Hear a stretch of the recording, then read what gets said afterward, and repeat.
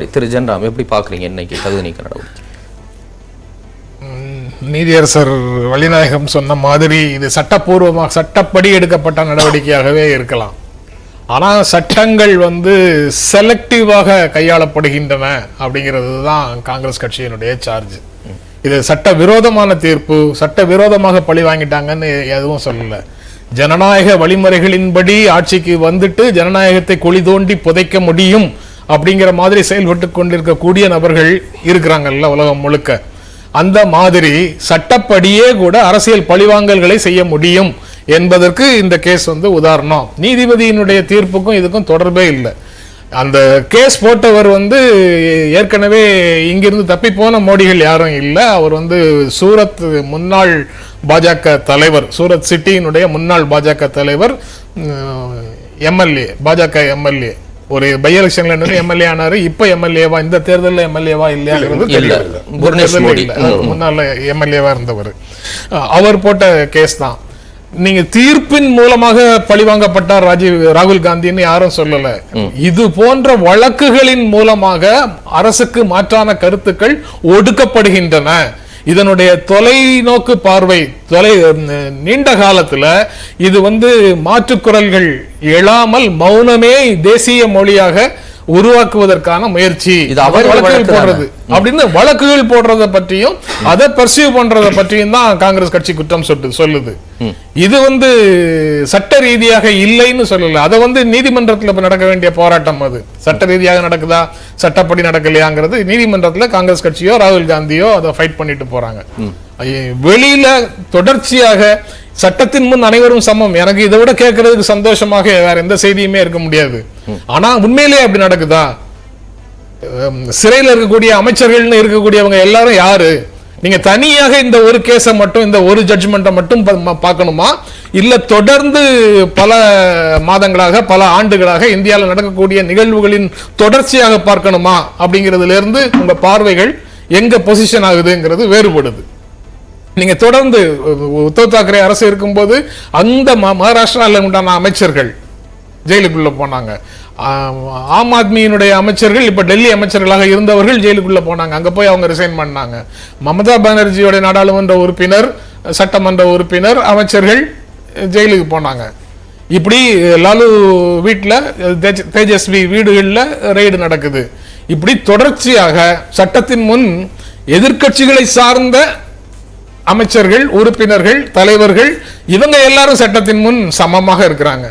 ஆனா இவர்களே அணி மாறி அந்த பக்கம் வந்துட்டாங்கன்னா எல்லாருக்கும் ஒரு புனிதர் போர்வை போர்த்தி அவங்கள அகாமடேட் பண்ணிக்கிறாங்க. இது சட்டத்தின் முன் அனைவரும் சமம்ங்கிறத உள்ளபூர்வமாக செயல்படுத்துகின்ற ஆட்சியாளர்களாக இதை பார்க்க முடியுமா அப்படிங்கிற கேள்விதான் அரசியல் கட்சிகள் முன்வைக்கக்கூடிய கேள்வி. நீதிமன்றத்தின் தீர்ப்பு சட்டப்படி நீதிமன்ற தீர்ப்பு பத்தி பேச்சே இல்ல. அது ஓகே, நான் அதான் கேக்குறேன். 3 மாதங்கள் டைம் கொடுக்கணும்னு யாரும் கேட்கல. சென்டென்ஸ் 30 days, ஆமா 3 மாதங்கள்னு கேட்கல. ஸ்ரீராம் சேஷாத்ரி அந்த 8(4) சொன்னாரு. Section 8 subsection 4 of people's representation of people's act, அதுல உண்டான கேஸ். அதுதான் அந்த லில்லி ரோஸ் கேஸ்ல நல்லிஃபை பண்ணது சுப்ரீம் கோர்ட். அந்த கேஸ் அதுலதான் 3 மாசம் டைம் கொடுக்கணும்னு இருந்தது. அந்த சட்டபூர்வமாக இருந்ததை அந்த லில்லி ரோஸ் கேஸ்ல சுப்ரீம் கோர்ட் நல்லிஃபை பண்ணுச்சு. சுப்ரீம் கோர்ட்டை சமூக விரோதிகள் பயன்படுத்துகிறார்கள், ஓய்வு பெற்ற நீதிபதிகள் அதுல இருக்கிறாங்க அப்படின்னு எல்லாம் பேசுவது நீதிமன்றத்தின் மீது அழுத்தம் கொடுப்பது அப்படின்னு காங்கிரஸ் கட்சி சொல்லுது. ஜனநாயகத்தை சீர்குலைக்க பார்க்கிறார்கள், நீதிமன்றங்களின் மீது அழுத்தம் இருக்கிறது அப்படின்னு சொல்றது எல்லாம் அந்த பின்னணியிலிருந்து வருது. அப்படி இருக்கும்போது இதை சட்டத்தின் முன் எல்லாரும் சமம்னா, பீமா கோரேகான் வழக்கு மகாராஷ்டிரால நடக்குது.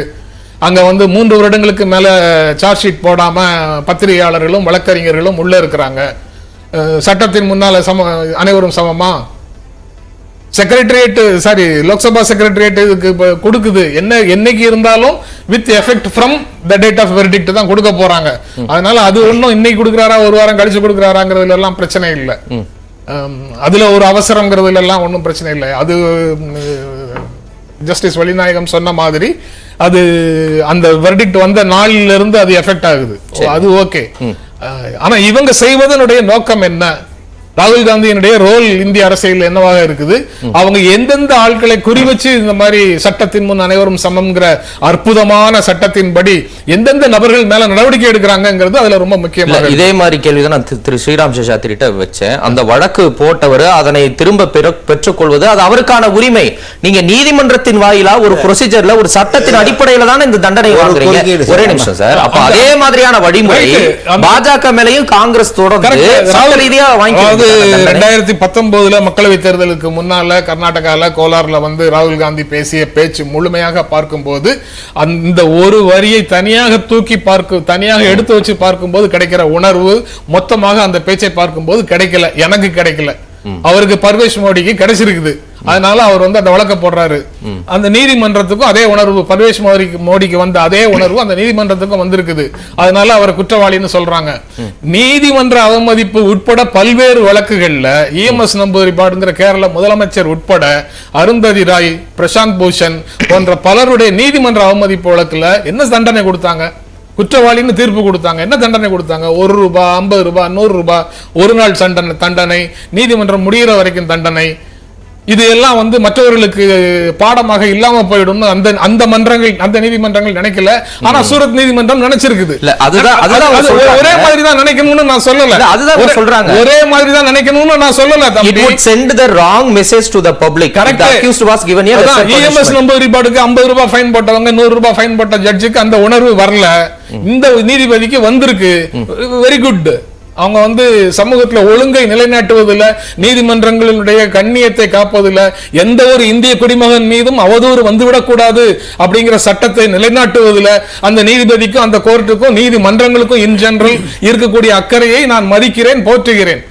ஆனா இதுல ராகுல் காந்தி மேல வழக்கு போட்டதும் இது போல பல்வேறு எதிர்க்கட்சிகளை சார்ந்த அமைச்சர்கள் அல்லது நாடாளுமன்ற உறுப்பினர்கள் மேல வழக்குகளை போட்டு அவர்களுடைய குரல் வலையை நெரிப்பதற்கான வேலையை செய்வதிலையும் இந்திய ஆளும் கட்சிக்கு, அவர்களை சார்ந்தவர்களுக்கு ஒரு பெரும் பங்கு இருக்குது.